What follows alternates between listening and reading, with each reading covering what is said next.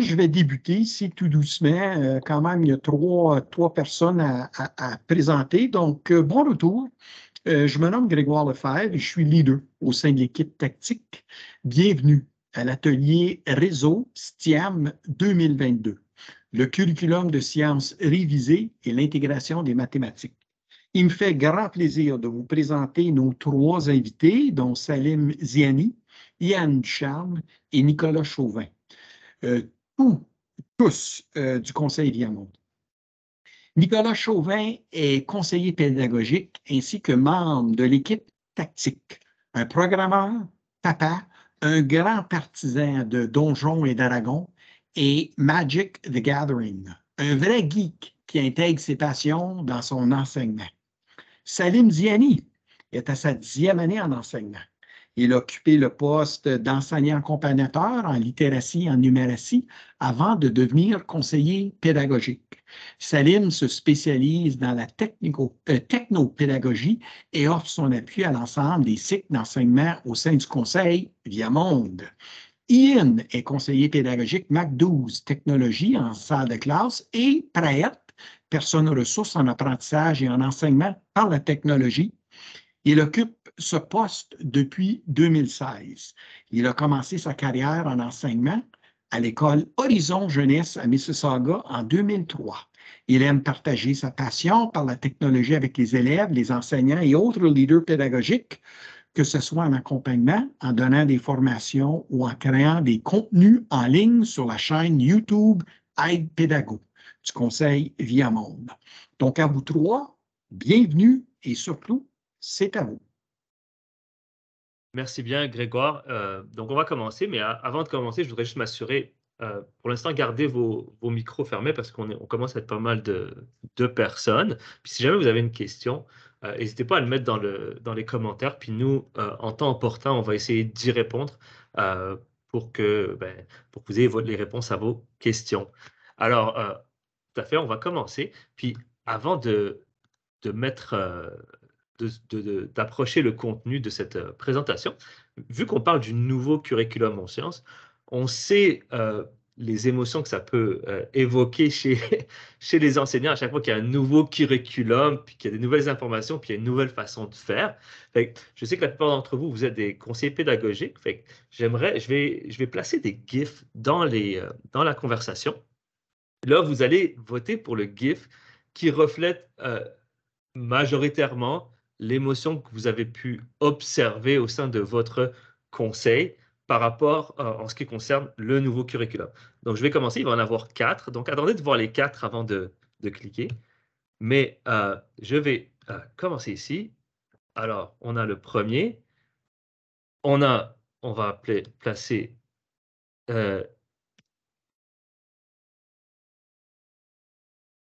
on va placer le deuxième.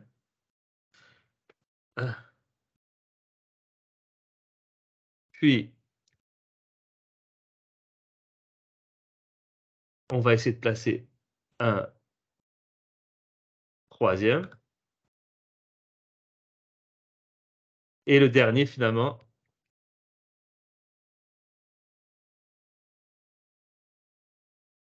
celui-là. Donc là, vous pouvez commencer à voter en laissant un petit pouce sur l'un des GIFs qui représente le plus le sentiment que vous avez. Ou un cœur. Ou un cœur, ouais, c'est très bien un cœur aussi.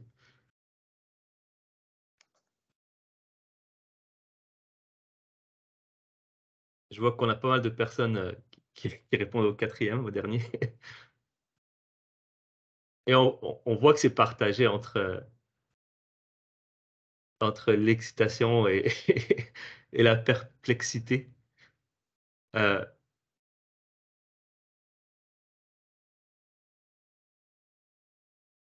Et donc, pour la majorité d'entre vous, c'est partagé. Je dirais qu'il y a une partie qui sont très excités de voir ce nouveau curriculum-là, puis les changements qu'il apporte. Puis il y en a d'autres qui ont observé justement le fait qu'il y a beaucoup de gens qui vont être perdus parce qu'il y a beaucoup d'informations. Puis, dans le cadre du réseau STEAM, c'est ça qu'on essaie de rejoindre aussi. C'est d'aller rejoindre les deux bouts. c'est pas tout le monde qui a la même étape au niveau du curriculum de sciences, de l'intégration des matières, de l'utilisation du codage, parce que maintenant le codage fait partie du curriculum de sciences, et de tout ce qui est lié, par exemple, au processus d'ingénierie.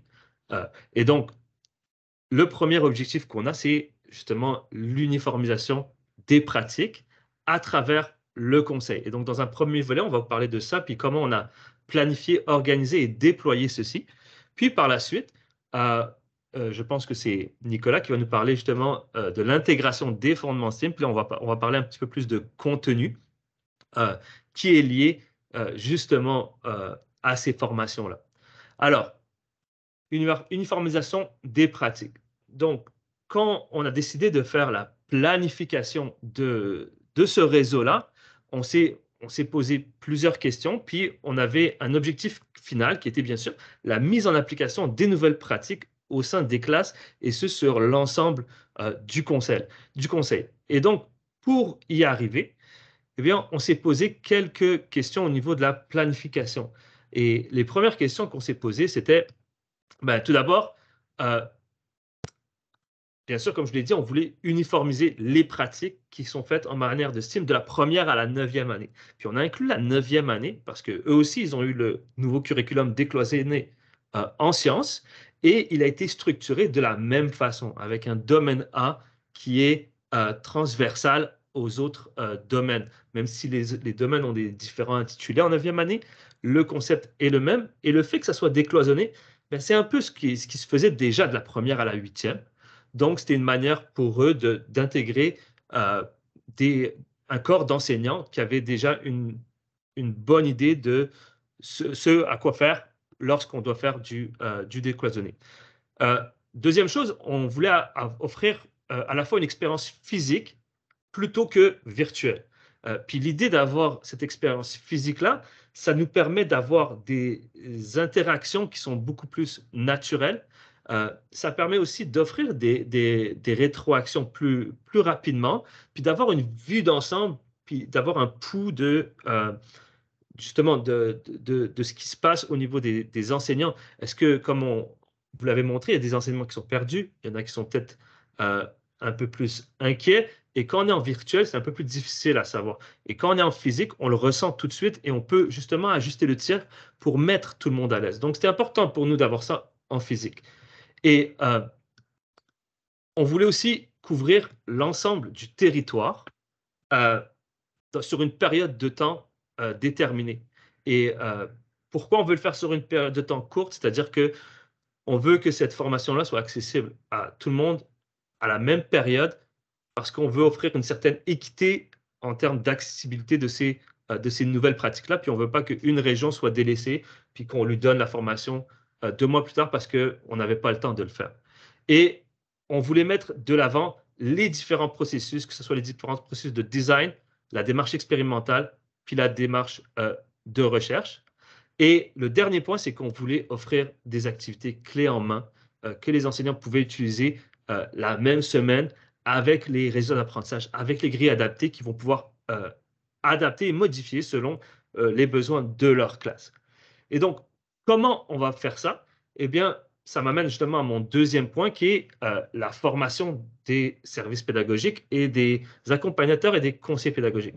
Et donc, pour déployer ce réseau-là, on a impliqué l'ensemble des accompagnateurs et des conseillers pédagogiques, et on a tenté de bâtir la capacité de nos accompagnateurs et des conseillers pédagogiques, que ce soit leur spécialité ou pas, d'avoir une connaissance de base sur le nouveau curriculum et comment appuyer les enseignants en salle de classe suite aux formations.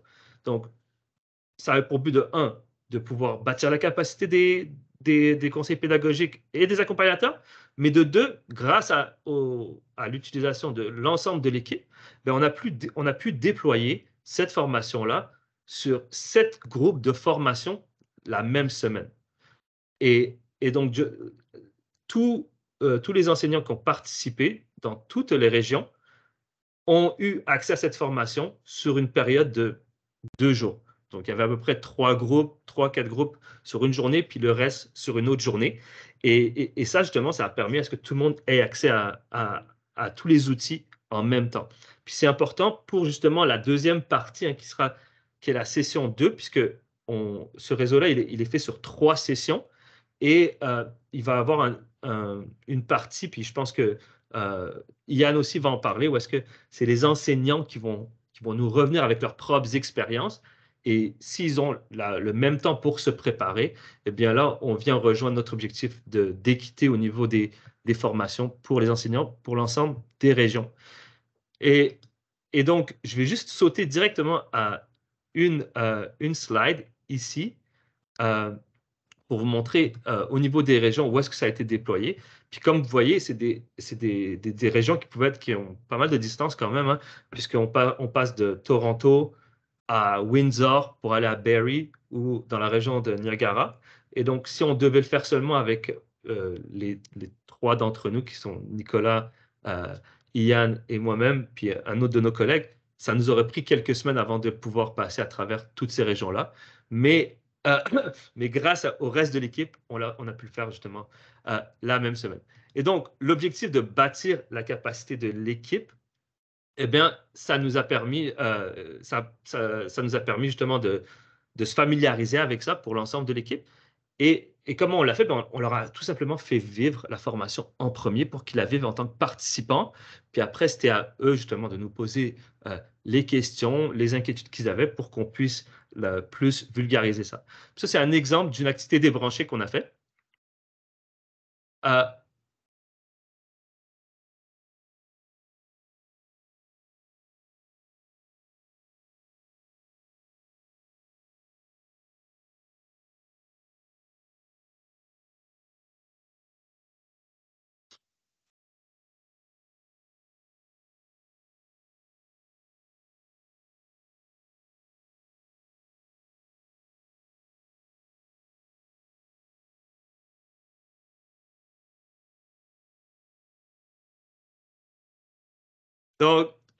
Donc ça, c'était une activité brise-glace qu'on faisait justement dans la formation, puis qu'on a fait vivre au reste de l'équipe des services pédagogiques. Justement pour leur montrer que les activités qui sont liées au codage, elles peuvent se faire bien sûr, sans en débrancher, puis elles sont faciles à implémenter, puis qu'elles ramènent l'engagement de l'ensemble des participants par rapport à ça.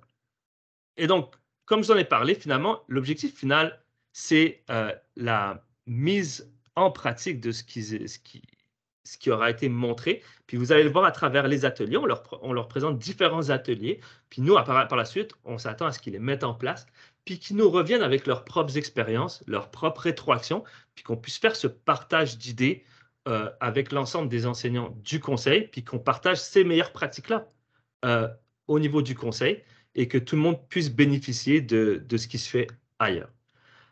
Et donc, ça conclut un petit peu la façon dont on a organisé tout ça. Puis comme je l'ai dit, ça se fait en 3 sessions. Puis Yann va revenir là-dessus. Puis en filigrane de tout ça, vous voyez à la dernière partie, il y a c'est écrit indicatif présent. Mais indicatif présent, c'est le nom d'une mini-émission qu'on a sur la chaîne YouTube de Aide Pédago du Conseil, dans laquelle on invite les participants à nous partager leurs expériences. Et à travers ça, nous, on va aller dans les salles de classe des gens qui ont créé des activités intéressantes pour pouvoir le faire partager à l'ensemble du conseil à travers cette émission qui peut être revisionnée au besoin.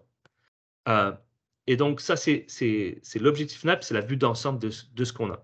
Finalement, je vais terminer avec les résultats d'apprentissage qu'on offre durant les formations. Ceux-là, c'est les résultats d'apprentissage de la première séance. Et comme vous le voyez ici, c'est bien sûr comprendre les différents changements associés au curriculum, saisir l'importance du processus d'ingénierie. Comme je vous ai parlé, on fait le processus d'ingénierie en session 1, puis les 2 autres processus, on les fait durant la session 2 et la session 3. Et finalement, c'est comprendre l'intégration du codage en sciences et en mathématiques. Comme certains d'entre vous le savez, le codage n'est pas présenté de la même façon en mathématiques qu'en sciences. Puis on fait la distinction, puis on montre le lien qui peut exister entre les deux durant cette formation-là. Puis, bien sûr, c'est découvrir l'importance de l'apprentissage en profondeur et des tâches authentiques dans le contexte des sciences et des mathématiques et vivre des activités en codage, bien sûr. Donc maintenant, je laisse la place à mon collègue Yann qui va vous parler un peu plus justement du contenu de cette formation. Micro, Yann. Au micro. Merci.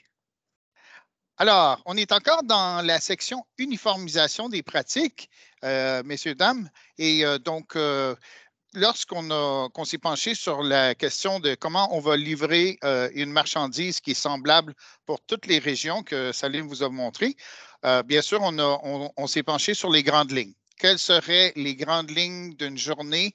Et on s'est assuré, ici, vous avez des choses qui s'imposent à cause du nouveau programme cadre, bien sûr, et vous avez aussi des choses qu'on a décidé de mettre en relief dans notre formation par choix, parce que ça se cadrait mieux, disons, au début de l'année que plus tard. Et c'est juste une question de manier les éléments pour que ce soit un casse-tête et un tout qui a de l'allure. Alors, notre formation qu'on a donnée maintenant, je crois que c'était 6 fois, il a été donné à 6 différents sites, 7 sites, merci Salim, portait sur le nouveau curriculum, bien sûr, parce que tout le monde était très curieux de savoir, mais qu'est-ce que c'est ce nouveau curriculum-là? Alors, on a passé beaucoup de temps dans la matinée sur le nouveau curriculum. Je passe au point 3 parce que les apprentissages essentiels, en fait, il faut remonter dans le temps à l'année dernière, en fait, quand on a préparé les apprentissages essentiels et ils ont été préparés pour le mois de juin. On avait bien hâte de les livrer comme marchandises dès septembre et on l'a fait. Donc, les apprentissages essentiels, ça va un peu avec le nouveau curriculum parce que ça dit aux gens qu'est-ce qu'ils devraient faire en salle de classe, finalement. Et on a choisi le décloisonnement à cause de notre modèle première à neuvième parce qu'on voulait que les enseignants de l'élémentaire aient la vue de qu'est-ce qui se passe au secondaire pour mieux préparer les jeunes, puis de leur faire réaliser que ce n'est pas dissimilaire ce qui se passe en 9e année avec le programme de décloisonnement et éventuellement 10e, 11e et tout le secondaire. Alors, je pense que c'était bien d'avoir cette auditoire conjointe pour parler de décloisonnement.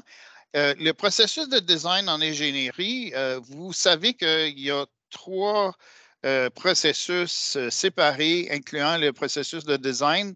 Et on a choisi de le faire en début d'année parce que ça semblait cadrer bien avec le codage et avec les activités qu'on proposait aux gens en lien avec les domaines de contenu du programme cadre.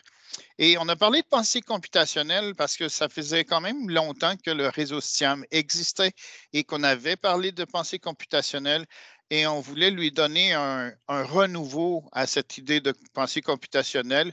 Puis on a trouvé que c'était encore pertinent. Puis c'est un bel ajout, quelque chose qui est mentionné dans le programme cadre, mais que nous, on a toujours parlé des bénéfices de la pensée computationnelle pour nos élèves. Alors, on a pensé l'ajouter et c'est un bel élément à ajouter. Donc, et finalement, on a dit codage parce que le codage, c'est peut-être la chose qui effraie les gens le plus. C'est peut-être la chose que les enseignants ont besoin de peut-être voir toute l'année. Alors, pourquoi pas le présenter dès septembre? Puis ça va pouvoir être réinvesti dans des phases subséquentes comme la robotique, parce que la robotique sans codage, ça ne marche quasiment pas. Alors, ça va être beau d'ajouter les robots puis de pouvoir prendre les bases de codage qu'on a établies à nos premières formations pour continuer plus loin. Salim. Donc, je vous ai parlé des apprentissages essentiels. Alors, on voulait vous parler de la recette pour qu'un apprentissage soit considéré essentiel. Alors, c'est la recette que nous, on a adoptée et qui est adoptée on va dire universellement, je pense qu'il y a un certain consensus autour de ces trois critères-là pour qu'un apprentissage soit considéré essentiel. Et notre conseil, quand il y a un nouveau contenu d'apprentissage, des nouvelles attentes, on les regarde et on essaie de faire cet exercice de dire qu'est-ce qui est le plus essentiel et qu'est-ce qui est important. Donc, pour qu'un apprentissage soit essentiel, on dit qu'il doit être préalable, on dit qu'il doit être transférable et on dit qu'il doit être durable. Alors, préalable voudrait dire qu'il y a quelque chose dans une année précédente qui est obligatoire pour l'apprentissage de l'année courante. Transférable voudrait dire qu'on est capable d'utiliser l'apprentissage dans un autre domaine ou dans une autre matière. Les mots sont très précisément utilisés. On a eu des débats sur ces questions-là, mais on utilise le mot de façon très intentionnelle ici, domaine ou autre matière. Et finalement, est-ce qu'il y a une certaine durabilité à ce contenu-là ou bien si c'est quelque chose qu'on va apprendre puis qu'on peut le mettre dans une valise puis que ça ne va pas nous déranger pour le reste de notre vie, ça, cet apprentissage-là.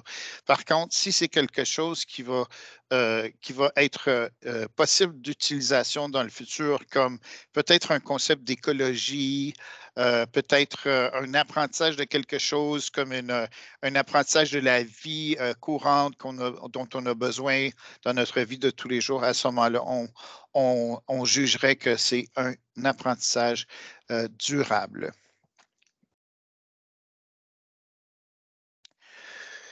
Donc, pendant la conception des apprentissages essentiels, on voulait vous montrer certaines des choses qu'on s'est posées comme questions. Alors, vous voyez les questions à l'écran. Peut-être juste mettre en relief que finalement, les apprentissages d'ici la fin de l'année, c'est très important parce que ça va entrer dans le choix d'un apprentissage plutôt qu'un autre et dans toute l'idée d'enseigner en spiralé et dans vos réseaux, je suis sûr que ça se discute, l'enseignement spiralé et la planification spiralée.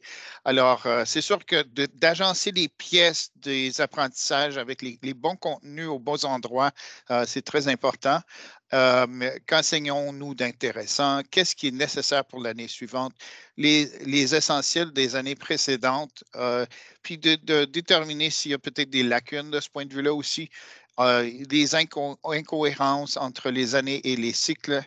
Vous avez peut-être remarqué, quelque chose que nous, on a remarqué, qu'il semble avoir un genre de leapfrog d'année. Alors, on apprend quelque chose en première année dans le programme de sciences qui est utile en troisième année dans le même domaine, qui est utile en cinquième année dans le même domaine, ainsi de suite.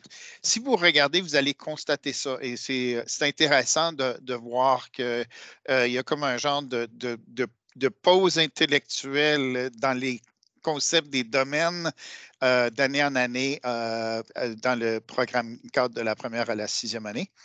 Et les apprentissages essentiels, là, on vous donne un peu presque la recette magique de nos apprentissages essentiels avec le tableau. Puis, vous voyez à quel point c'est beaucoup plus facile de concevoir et de voir l'année en sciences quand on le regarde comme ça versus le programme cadre qui est maintenant numérique et qui est un peu hermétique parce qu'on choisit notre année puis on se trouve en première ou en troisième ou en quatrième. Tandis que ici, on se permet de voir plusieurs années sur un tout et dans un document. Puis des fois, c'est plus facile de voir les choses comme ça. Puis des fois, les gens préfèrent juste l'avoir en papier parce qu'ils se souviennent des anciens tableaux de correspondance. Si vous êtes autour depuis le temps que moi je suis autour, vous vous souvenez de les trois couleurs pour les trois semestres qu'on utilisait pour surligner nos tableaux de correspondance. Alors, des fois, c'est très utile d'avoir ça en format tableau. Les gens nous réclament ça, puis je pense que c'est bien apprécié d'avoir ça dans notre EAV. Alors, puis maintenant, c'est Nicolas, je crois, qui va nous parler de l'intégration des fondements STEAM. Maintenant qu'on a parlé de uniformisation de nos pratiques à Viamonde pour que toutes les régions aient les mêmes informations. C'est ça, merci. Donc, comme mentionné, Salem, si tu veux changer la diapo.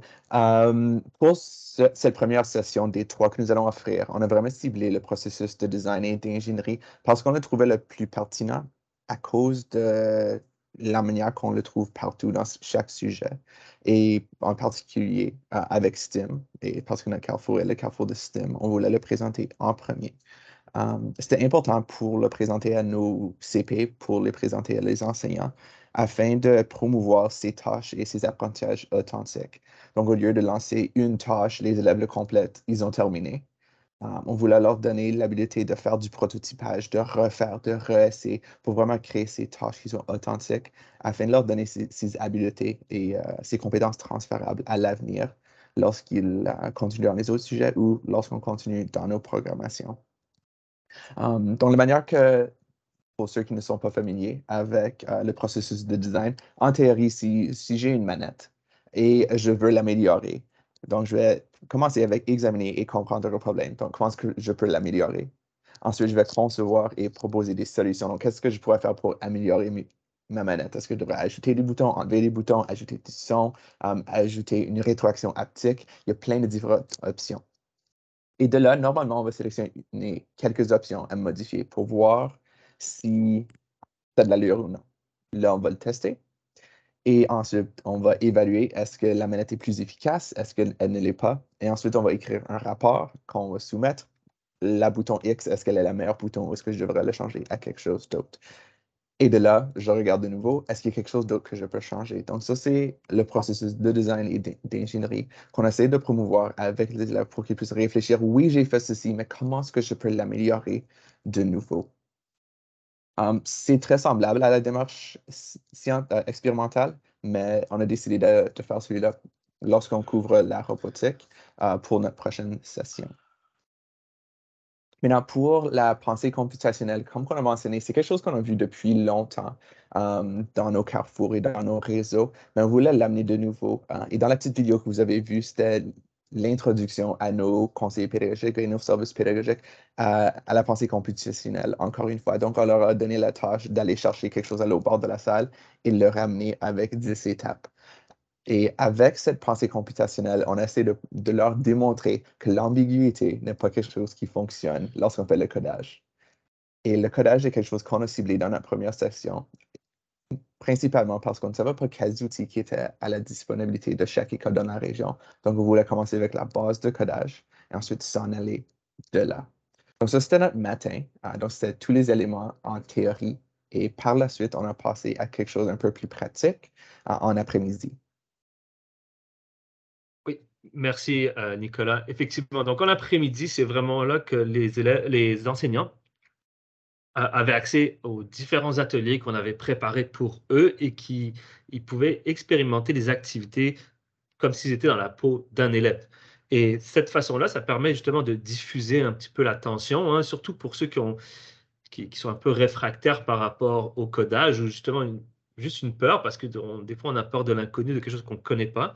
Puis on essaie de vulgariser ça puis de rendre ça le plus simple possible. Puis on est un petit peu aussi les psychologues là, où est-ce on essaie de calmer tout le monde quand ils trouvent que c'est trop chargé ou il y a une surcharge émotionnelle. Et donc là, ce que vous voyez ici, justement, c'est des photos des enseignants, justement, qui sont en action dans diverses régions où est-ce qu'on a fait nos formations. Puis là, ce que vous voyez plus précisément, c'est vous les voyez en train de travailler sur une activité débranchée qu'on a préparée. Donc, c'est des blocs qu'on avait créés avec un outil qui est super technologiquement avancé. Je suis certain qu'aucun d'entre vous ne le connaissait. Ça s'appelle PowerPoint.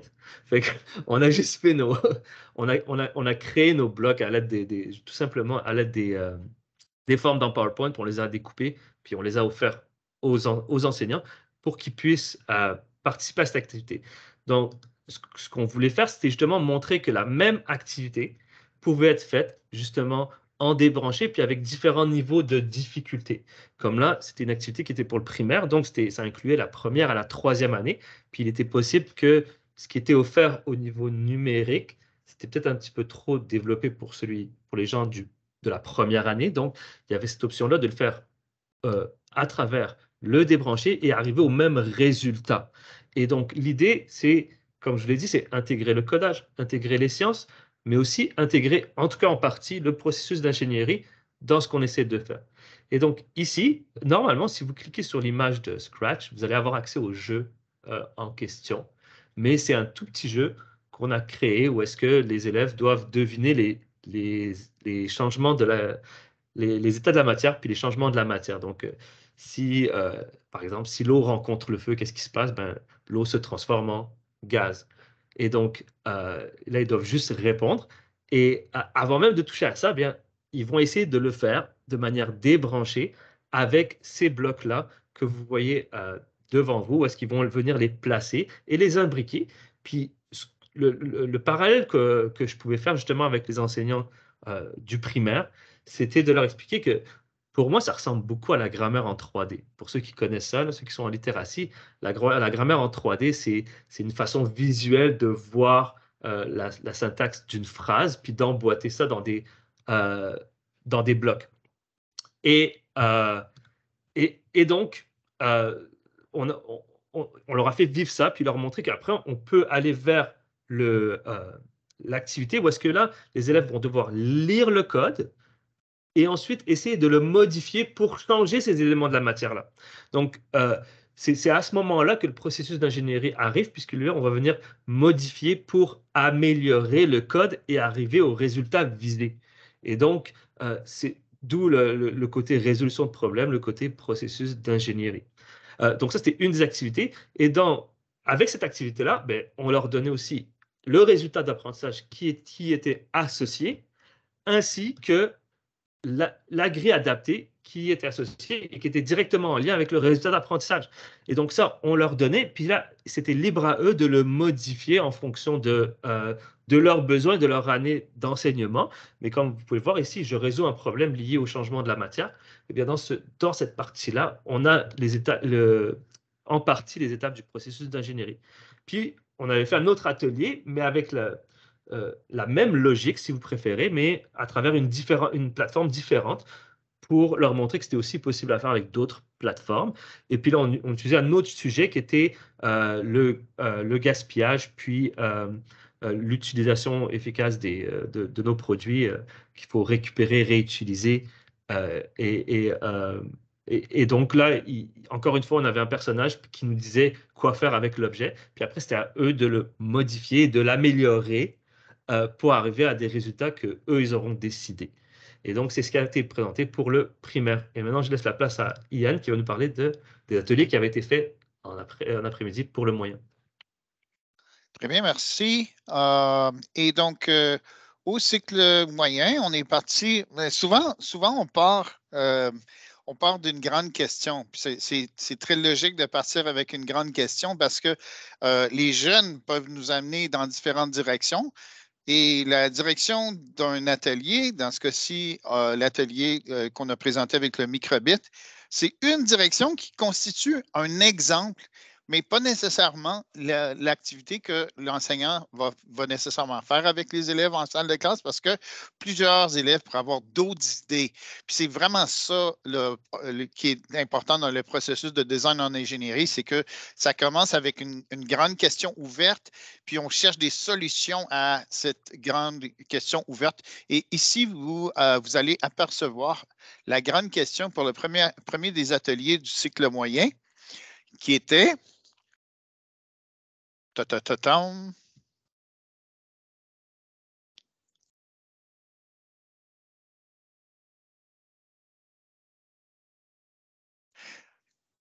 comment le microbit pourrait nous aider à conserver l'énergie en salle de classe? Alors, ça, c'était une grande question et on l'a résolu avec un petit projet de codage, mais qui intégrait le codage en mathématiques autant que le codage en sciences, puis qui correspondait également à un tutoriel qui est déjà dans la plateforme du microbit qui s'appelle makecode.microbit.org. Puis dans cette plateforme-là, on a plein de tutoriels. Alors, nous, avec cet atelier-là, on a rejoint notre objectif de donner une expérience pratique que les enseignants pourraient reproduire en salle de classe avec leurs élèves qui allaient rejoindre plusieurs domaines de leur programme cadre de sciences et également un domaine externe en mathématiques, incluant le domaine ici ben, il y en avait plusieurs parce que c'était des preuves de 4e, 5e, 6e. Alors, il y avait des domaines qui étaient rejoints en 4e, en lien avec la lumière et le son. Et il y avait des domaines aussi en 6e, en lien avec l'énergie. Et le programme que vous apercevez ici, c'est un tutoriel. Alors, c'est vraiment beaucoup plus facile pour les enseignants de commencer avec quelque chose qui les guide pas à comprendre comment fonctionne le codage en même temps qu'ils découvrent un nouveau programme qui est utile. Puis en bout de ligne, le microbit qu'ils ont codé peut servir à quelque chose. Alors, ça devient finalement une tâche authentique pour les jeunes aussi, parce que le microbit qu'ils ont, ils en ont juste besoin d'un. Ça coûte environ de 20 à 30 $, entre 20 et 30 $ pour un microbit. Puis il y en a déjà dans beaucoup de nos écoles. Alors, l'idée, c'est d'utiliser cet objet pour rendre service à la planète en réduisant la consommation énergétique dans la salle de classe. On a également présenté Minecraft, qui était c'est quand même un défi quand on se pose la question, est-ce qu'on est capable, est-ce que ça va passer, est-ce que les gens vont trouver ça trop difficile? Mais on a trouvé une façon de présenter Minecraft d'une façon qui n'est pas intimidante pour une personne qui n'a jamais joué dans cette plateforme-là, en utilisant le codage. D'habitude, le codage, c'est effrayant, mais dans Minecraft, si on code, on n'est pas obligé de construire avec des mouvements et la méthode de construction dans Minecraft, qui est quand même un apprentissage important. Puis on ne voulait pas passer une demi-heure à 1 heure avec nos enseignants à leur montrer comment se déplacer dans le monde, comment déposer des blocs, comment choisir des blocs différents. Alors, on a misé sur le codage. Puis non seulement ça, on a trouvé le codage qui est déjà codé dans la plateforme parce que dans le programme cadre autant de maths que de sciences, vous savez qu'il y a toujours le codage où on écrit des codes, puis il y a aussi le codage où on lit des codes. C'est beaucoup moins intimidant pour quelqu'un qui ne sait pas coder d'aller lire un code puis de répondre à des questions au sujet de qu'est-ce que vous pensez que cette ligne-là de code fait pour vous ou pour vos élèves si vous créez le code.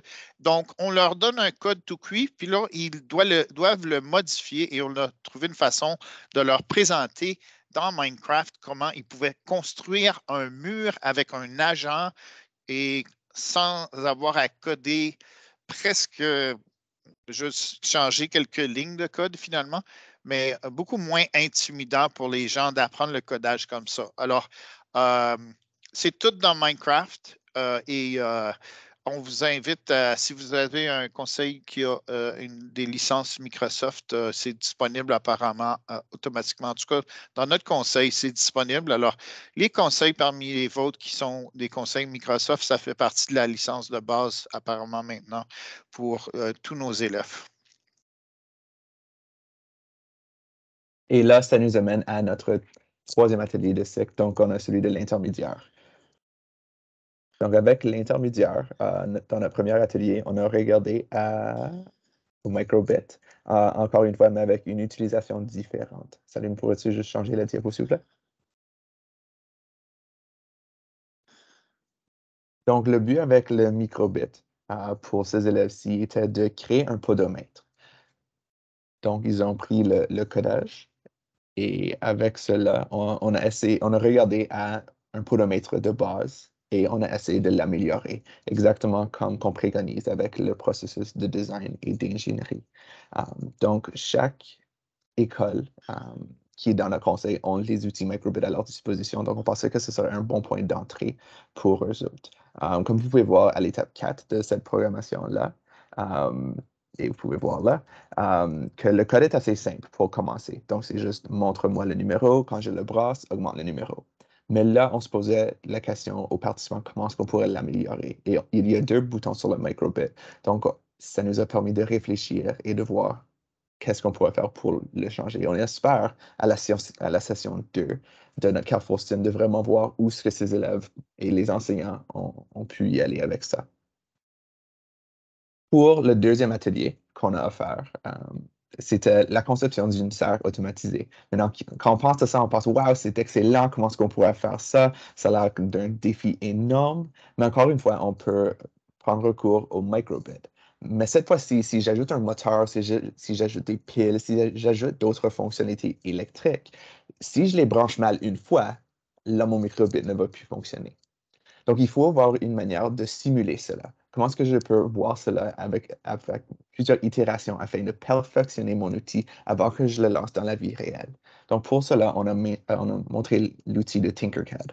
Donc, l'outil de Tinkercad te permet, comme on peut voir dans l'image, d'avoir notre microbit, de le programmer, mais aussi d'ajouter des moteurs, des lumières, des piles, donc toutes les fonctionnalités réelles qu'on pourrait rattacher à nos microbits. Et ça nous permet de le voir sans faire des erreurs qui pourraient tuer notre microbit. Donc, avec Tinkercad, on a pu l'explorer avec plusieurs des enseignantes qui ne l'ont jamais vu et ils ont honnêtement adoré ça. Et on espère qu'ils vont être capables de créer le SAR comme qu'on leur a présenté.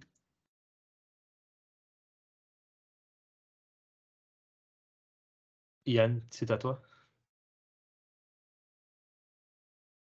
Le micro, oublie pas. Oui, la récréation a commencé ici, mais je pense que c'est tranquille jusqu'à présent, là. Alors, j'avais coupé mon micro. J'ai réalisé que les outils qu'on vous a montrés, c'est tous des outils gratuits et universellement accessibles en passant, sauf pour Minecraft, qui pourrait être payant pour certaines personnes à 5 par unité par licence. Mais on voulait vous remontrer ce que Salim vous avait montré au début pour voir encore la vue d'ensemble et réaliser aussi que ce qu'on vous a montré maintenant dans son contexte, maintenant vous voyez que les domaines A, C et D qu'on a présentés à la première étape, que maintenant on va pouvoir réinvestir parce que comme vous constatez, le domaine A est répété 3 fois dans l'année et c'est quelque chose de très important dans le nouveau programme cadre qu'on commence toujours par le domaine A et les domaines de contenu sont plus des prétextes pour expérimenter, pour utiliser le processus de design en ingénierie et pour utiliser également la démarche de recherche en sciences et bien sûr le codage. Donc,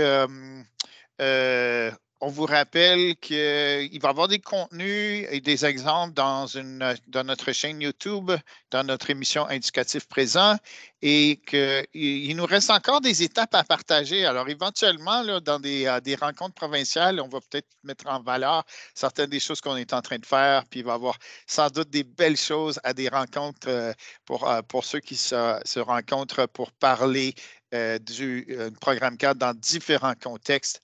Alors, on a bien hâte de pouvoir continuer à partager les belles expériences qu'on a avec notre monde à l'émission Indicatif présent. Je suis sûr qu'on devrait peut-être mettre ça dans le chat.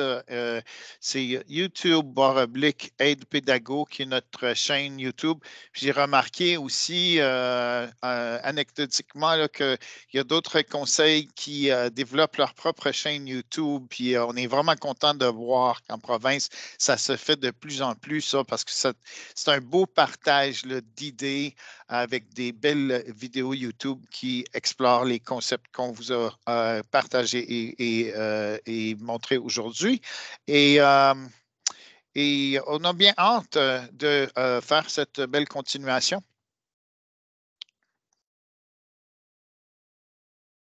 Donc, comme qu'on a fait lors de nos sessions, où on avait l'avant-midi en théorique et ensuite l'après-midi en pratico-pratique, on vous donne maintenant la chance de vivre une de nos activités. Donc, on a choisi l'activité débranchée parce qu'on se disait que les activités microbit et Minecraft, ça serait peut-être moins accessible, mais les activités microbit, vous avez peut-être déjà faites ceux de programmation pour le vrai, mais ceux qui sont débranchés, c'est accessible à tout le monde. Donc, si vous voulez suivre le lien de bit.ly/TechFinder via Monde ou utiliser le code QR, vous allez ouvrir un Google Slides qui a tous les éléments de Atelier 1 et Atelier 2 au cycle primaire.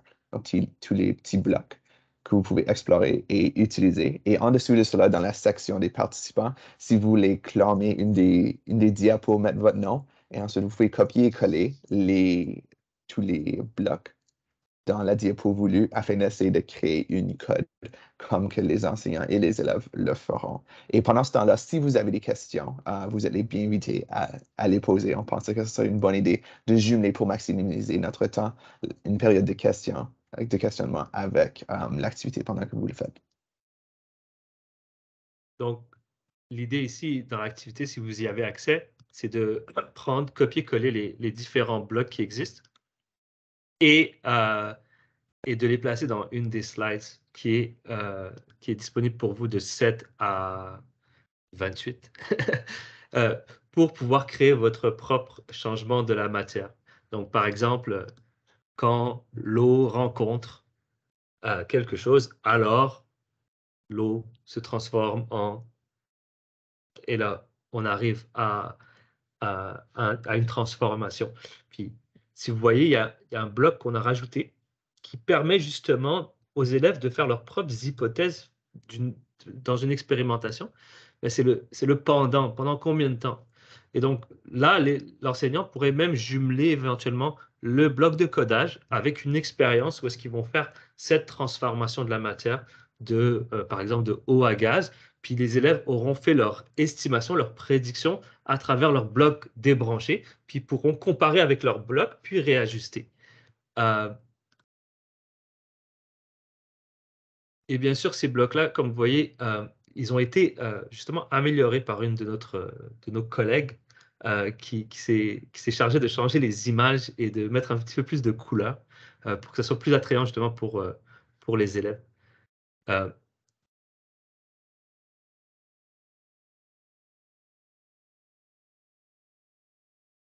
Je vois qu'il y en a qui ont déjà tout copié, tout en bas.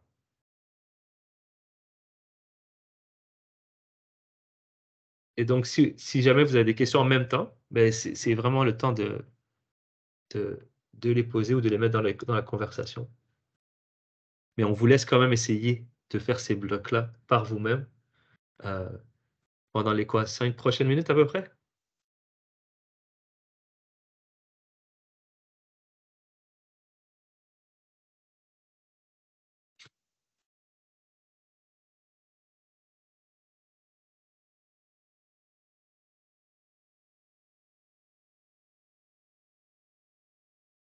Est-ce qu'il y a des questions au sujet de l'activité? Je pense que tout le monde a saisi, hein, non? Moi, je dis pas de questions, très bonne compréhension, c'est ça?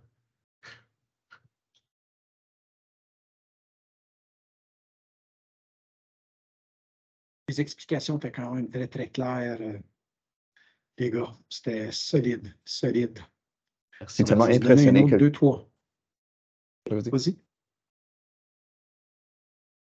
J'allais juste dire que j'ai été comme super impressionné que personne n'a supprimé tous les diapos à ce point-ci.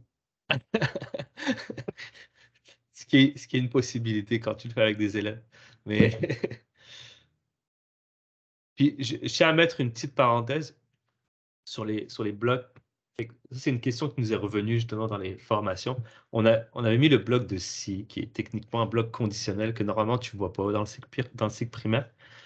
Mais on a expliqué qu'on l'a laissé en se disant que si l'élève est capable de le faire, pourquoi pas, c'est à titre exploratoire, mais bien sûr, on ne va pas l'évaluer ou le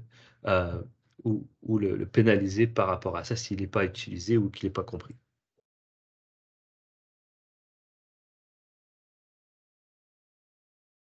Absolument. Je vois les codes de participants qui commencent à se concrétiser. Merci, Stéphanie, c'est bien. Ouais. Stéphanie qui s'exerce à combiner les formes pour voir comment un élève pourrait le faire. Excellent. Non, il y en a, on voit qu'ils sont habitués. Là. Ils sont experts. Ouais.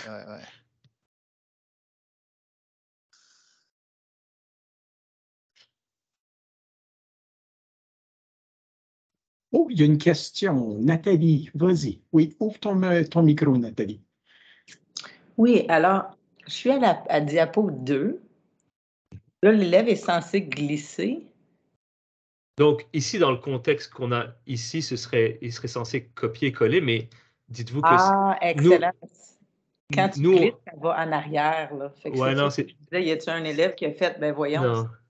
Mais là, nous, on vous l'a présenté en virtuel comme ça, parce que ce serait la façon de le faire en virtuel, mais dites-vous que c'est une activité qu'on fait en physique en classe. Donc, ces blocs-là seraient imprimés et découpés, puis donnés aux élèves. Excellent, merci. Mais pas impossible à reproduire en ligne en passant. Comme si vous allez sur le site de la classe de Florent, classedeflorent.fr, par exemple, il y a des activités de codage là-dessus qui nous permettent de double-cliquer sur un objet pour qu'il soit déplacé ou de les glisser, déposer. Et donc, il y a beaucoup de plateformes en ligne comme ça qui trouvent une façon finalement de glisser le bon élément quand on a un inventaire d'objets qui sont disponibles et on les choisit. Alors, cette activité-là, ça pourrait être vraiment intéressant, Salim, de l'internetiser et la mettre dans un site web où les gens doivent choisir parmi une banque de choix et choisir le bon choix, puis ensuite avoir une réaction en réponse positive ou négative. Là. Ouais. Effectivement. Puis d'ailleurs, justement, en parlant de partage, comme vous avez dit, que si vous aviez cliqué sur le lien de l'image de Scratch puis de code.org, vous avez aussi accès au programme dans Scratch que vous pouvez remixer ou réutiliser dans votre propre compte. Puis on a vu la réponse de Grégoire. Merci, Grégoire, d'avoir mentionné que vous allez partager nos présentations également pour les participants éventuellement. Absolument. Si vous me permettez, messieurs, Oui. Salim, Yam, Nicolas, écoute, quelques petits mots de clôture. Donc, uniformiser les pratiques assure une adhésion, mais quand même dans une approche clé en main. Formation, afin d'avoir tout le monde sur la même page. Créer un forum de partage dans ces expériences de la mise en œuvre pour fin de calibrage et possiblement questionner.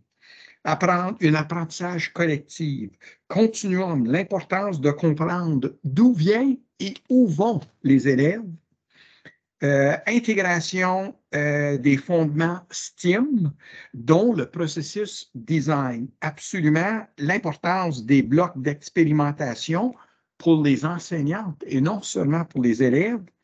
Et puis encore, clé en main afin de conditionner et habiliter.